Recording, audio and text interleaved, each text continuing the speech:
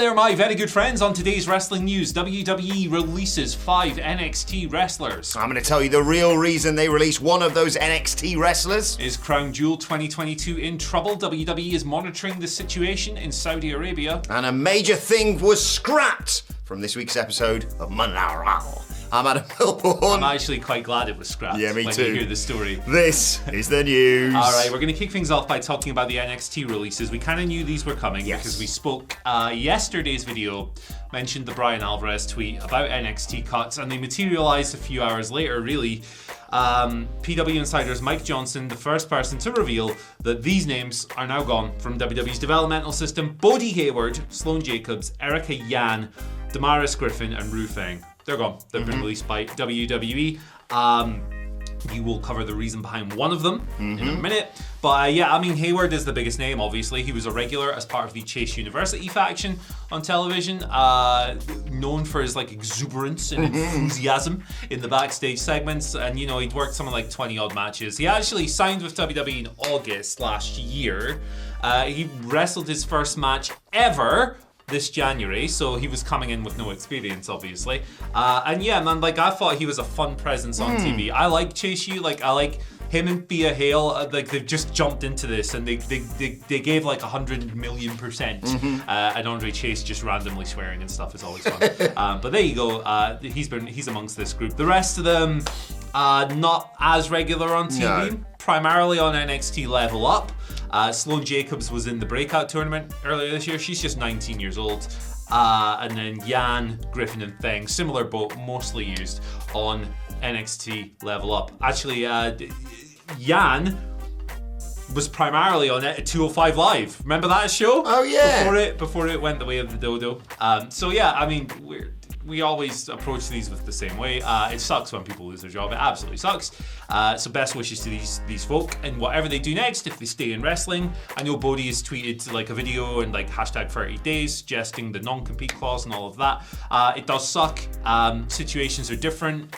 Case to case, and we're always pro-workers. So best of luck to these people. It sucks to see them lose their job. Yeah, it's less bad than when they released lots of people during a global pandemic and they couldn't get work anywhere else, I suppose. Yeah, that was peak bad. Yeah, yes. Absolutely. But it is something we're probably going to have to get used to. We talked yesterday about this thing where they are going to be analysing people every 90 days, I think it was. Yeah. Right. And then after 6 years, 6 months, and then every 2 years, or after 2 years, you're either up on the main roster or you've shown the door, basically. Yeah, that's how it's going. It makes sense. Look, there's gonna be a log jam. Otherwise, you've got to make your decisions on these people. They're working at the performance center. They're learning from some of the best coaches they possibly can.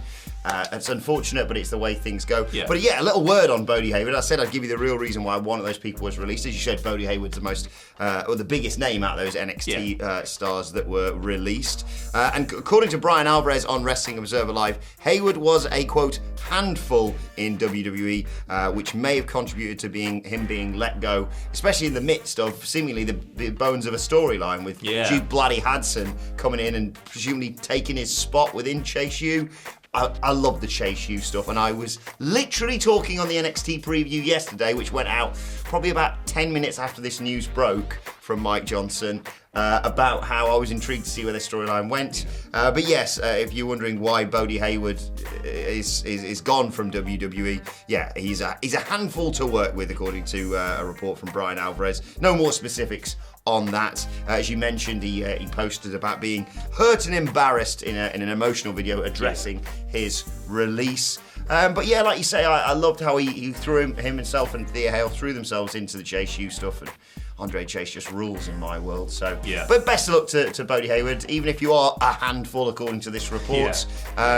This is hopefully a learning experience for everyone. Yeah, definitely. I think Alvarez was quite careful to mention as well that the full story isn't quite known. It's just been kind of insinuated that he was a bit of a handful or whatever. So maybe there's some other stuff, who knows. But that's where we're at with it. I know people are going to pretend that we're sitting here and being outraged and all of this stuff. And it's that couldn't really be further from the truth. We're just showing sympathy for people who've lost their jobs. I think that's quite a normal human reaction. Yes. Right, okay, let's talk I mean, if you thought things were going to be spicy before, we're going to talk about Crown Jewel now. Okay, so this pay-per-view this premium live event obviously takes place on Saturday in Riyadh, Saudi Arabia. Or does it? Well, yesterday, the Wall Street Journal broke a story 5 days Always before. A good start to a story, that. The Wall Street Journal broke a story. Particularly relating to wrestling. I've completely lost my train of thought. Stating that Saudi Arabia, the government of Saudi Arabia, had warned the US government about a potential attack, an imminent attack in the nation. Iran was brought up as part of this report. As a result, Saudi Arabia and the United States have gone on high alert following this attack warning.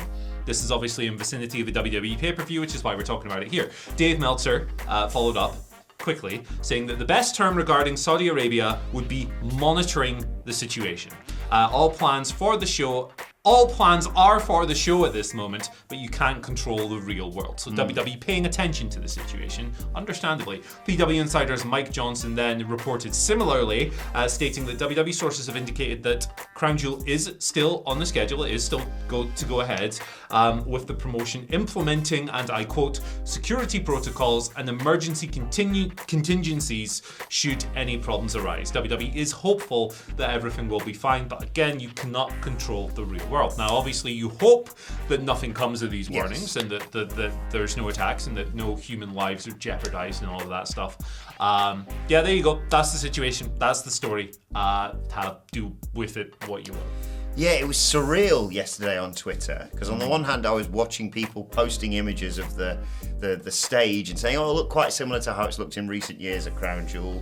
And then on the other hand, like you say, you've got people speculating as to the threat level, and people saying whether or not they think this event should go ahead. I think it's a risk, like you say, when things are described as imminent, and it's a huge event within Saudi Arabia, featuring a Western company. I'm very concerned about all this. Monitoring the situation. Dave hits the nail on the head there. That's all they can really do there. And let's be honest, WWE hasn't been against going to Saudi Arabia when it's not been the best idea in the past. Yeah, I think that WWE, I don't think, if they think there's any risk to their show whatsoever, they're going to cancel it, yes. I think. And they'll make that decision. And obviously, people close to the situation are those who will have the most information available to them and therefore will be in the best position. I think it seems to me that if they feel there's any security risk, they will figure something else out and, whatever. These shows are what they are. We should go over this because I think it's important to acknowledge this when you talk about these shows, because otherwise the sports washing works and the conversation stops happening and people stop raising these issues. Look, these shows are part of the Saudi Vision 2030 scheme, which is a program that is designed to rehabilitate the image of a regime with horrendous human rights records. Yes. WWE earns $50 million per show for its participation in these shows. It's not just they're not just going over to a country and going, hey, we've not been here, let's hold a show. Yes. They're being paid to do it by the government to rehabilitate that government's image. Common response, what about the US government? The US government doesn't pay WWE to run shows. There you go. That's the key difference. That's the key thing. It's the same as the PFI's, investing in Newcastle United Football Club. It's exactly the same thing. Yeah. Got to point that out. If you want more information, there's a wealth of it available on the Amnesty International website. Saudi Arabia. Yeah, very valid WWE. point, Andy. There we go. Right, let's move on move back, I should say, to Monday Night Raw from this week. Obviously, a big Halloween special. And according to Fightful Select, no crap, just sap Sean Ross. Let's lighten things up a bit, eh? A major thing was scrapped from the show at late notice. And Andy and I are very happy that it was. It was a Halloween party. I'll just read what Fightful Select say here. There were heavy elements prepared for a Halloween party segment that were not used. A food fight with pumpkin pies was also pitched, as is tradition. This didn't end up happening. There was also a ton of extras that were planned for that who ended up going unused. The main Halloween stuff, apart from Bianca Belair wearing orange and the Raw graphics being a bit orange and some bats, and obviously it was the trick or street fight, yes. That's okay. It's Halloween. You do a trick or street fight. I don't mind that. I thought it was quite fun. It's for the kids. Exactly. Candy cane, kendo sticks, Otis gets a pumpkin on his head. Everyone goes home happy. I hate the Halloween party segments, I've got to be honest. Yeah, I'm with you. It's just not for us, is it? It's not for 30 grumpy-year-old men. No. 35, actually. That's quite depressing. We're all in our 30s. Yeah, we are. We are the old man demographic, apparently. Oh, God. I agree. When I think of WWE backstage party segments, I always go back to the one with EC3 a few years ago, when he's sitting there with his red cup, looking like he wants the ground to swallow him Yes. up. Yeah, this stuff's not to my taste. So hey, I'm quite glad that this did not go ahead. How about you? What do you think? Yeah, the only time I enjoy the backstage party segments is when it's on the Legends show, and it's like these three people always hang out together: Sergeant Slaughter, Eve Torres, and Boogeyman. Yeah, they're always just popping out for a drink, aren't they? Pamphlet this morning was like, yeah, Don Morocco and Oksana hanging out. That was his example. Exactly. Great stuff. Yeah. Yeah, but very glad that didn't get used. Well done, Triple H. Good choice, See? Paul. Right, should we move on to your Twitter questions? At WhatCulture WWE, of course, if you want to get in touch with us. First question today comes from Scotty. Is that 2 for 2? That might be at least 2 for this week, Scotty. Scotty's sneaking in, man. Here's a tip. You want to get a question asked on the news, a little bit of a life hack here. Ask a good question. Scotty writes, Battle of the Promo Kings. All right, King of the Mic and Eel the Heel. Well, that's both of yours now. Yeah. Now you've got the gold mic. I have neither of them with me at this moment either. But who wins? MJF or Paul Heyman? Scotty says, I've got to go Paul just based on overall career length. Thoughts? I mean, I'd give the entire 2-hour show to this. Yeah, me too, man. I mean, Paul Heyman has like a 30-year body of work, right? So it is quite hard to compare them. But I'm going to flip it up a bit and go devil's advocate. Get it? Because he's the devil. I think in the modern day, MJF takes it, man. Yeah? I think he takes it because, like, Paul Heyman's not out there, like, he still cuts great promos, don't get me wrong, but he's not out there doing it every single week, right? No. MJF is doing it every single week. I just choked on a cough. What? That was weird. Usually Paul Heyman's role these days is say a few words, be in the background, do some phrases. He does a lot of phrases like that. And then he'll cut a promo every now and then. MJF, you give him that TV time every week and it's like the best thing on the show. So I'm going for MJF at this point in time. But yeah, I mean, if you're taking full breadth of careers in, Paulie is very good, very excellent. I gotta go Eli Cottonwood, you know? What? No, I'm gonna go Paul Heyman. I just think Maxwell's just, I'm joking, it's MJF! Ether's the twat, so absolutely. The twat? Gee whiz. But absolutely, I mean, just do it. Because it'd be amazing. That'd be great. That'd be great. They're like generational. I think the difference maker might be MJF versus Paul Heyman with the, what's the phrase, moderator, Sami Zayn. Both pop, and Sami Zayn wins everything. Yeah. Well, the AEW used to use Eric Bischoff as the moderator, and that might not happen again. So, yep. No great loss. Things have gone interestingly for that relationship. We had a lot of fun with some fantasy booking yesterday, didn't we, Andy? We always do, man. We always do. I've got to go and buy you a coffee today. Yeah, you do. We've made a promise. It might be nice. 2 after this. Yes. Joe Barrett.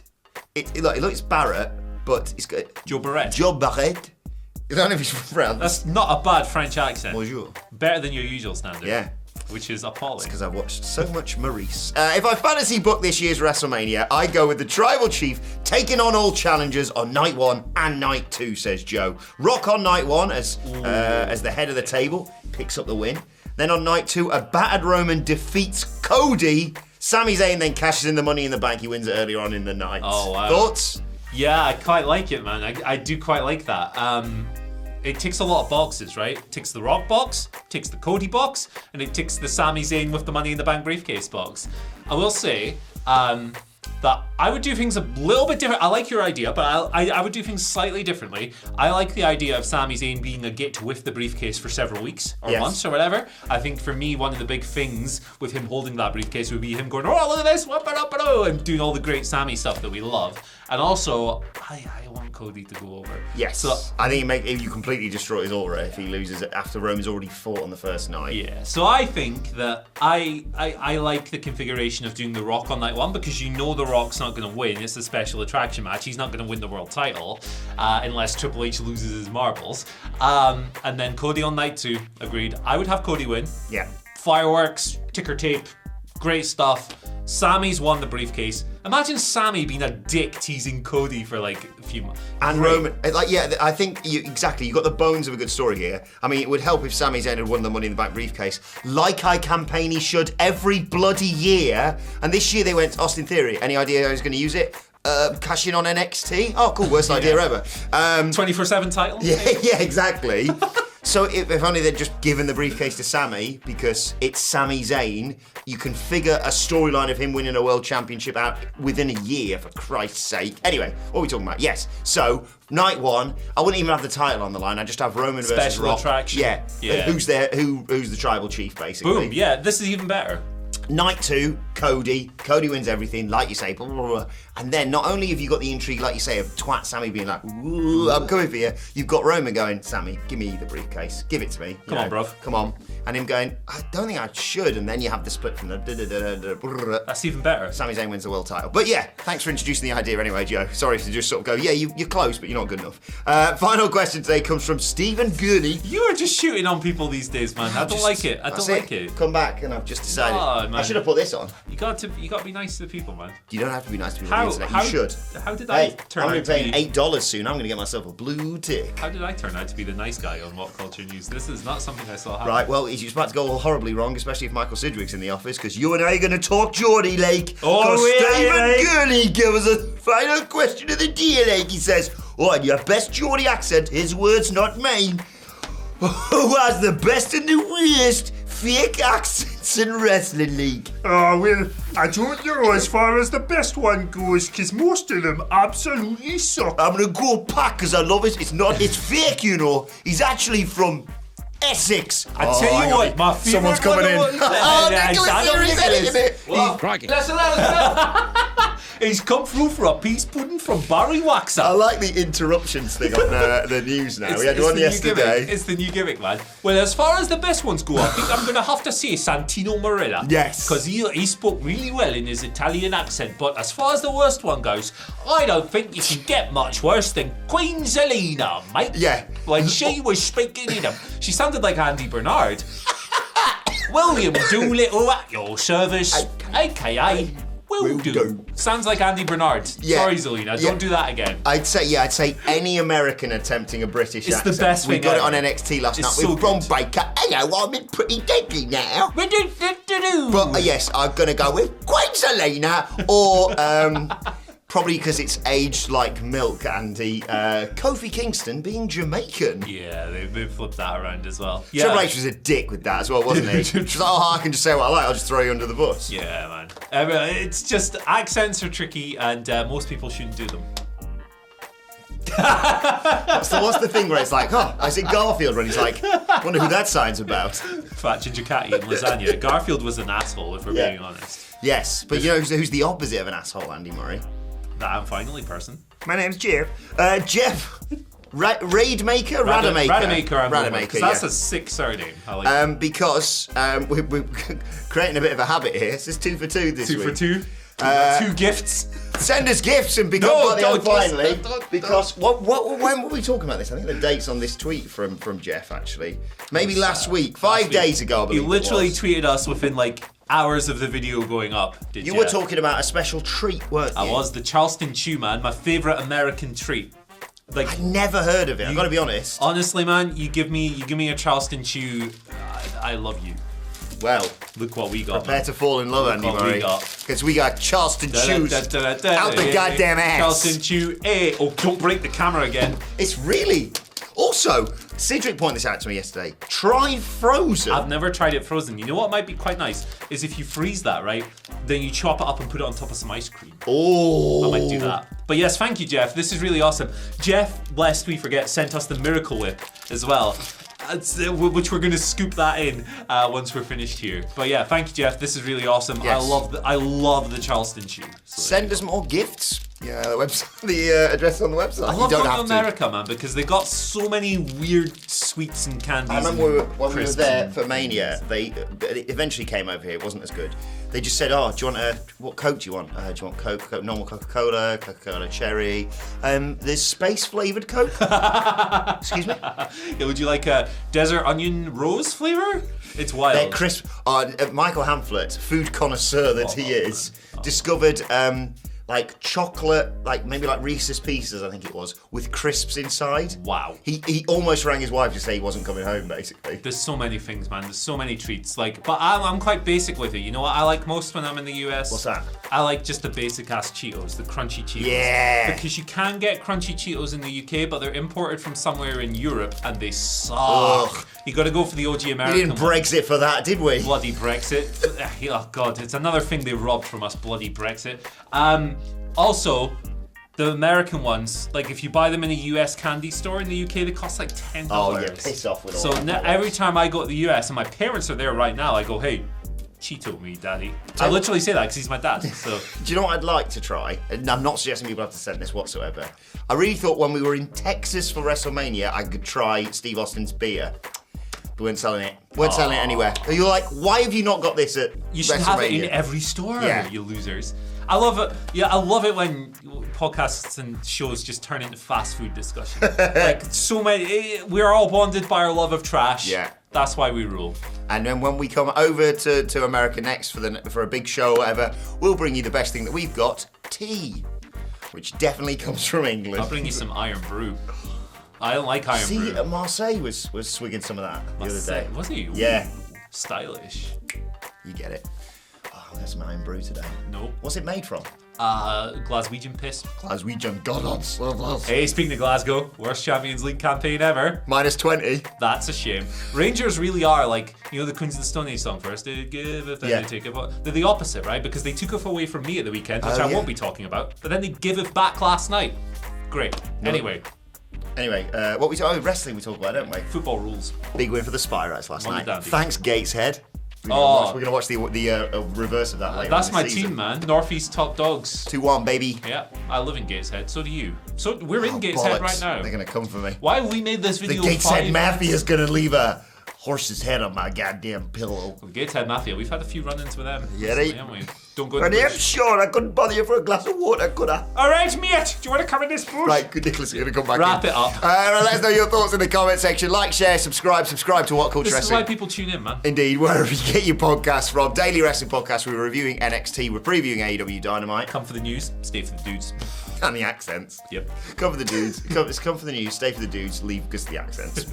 At WhatCulture WWE on Twitter if you want to send us some wacky questions. Andy, where can people find you on Twitter? That's Andy H. Murray. The H stands for You can follow me on Twitter at Adam Wilborn. Thanks once again to Jeff for our delicious Charleston cheers. Jeff rules. Thank you very much. I'm a Jeff guy. At WhatCulture WWE, as I said. But for now, my thanks to Andy Murray. Thanks to Adam Nicholas for putting up with us. Thank you for joining us, and we'll see you soon.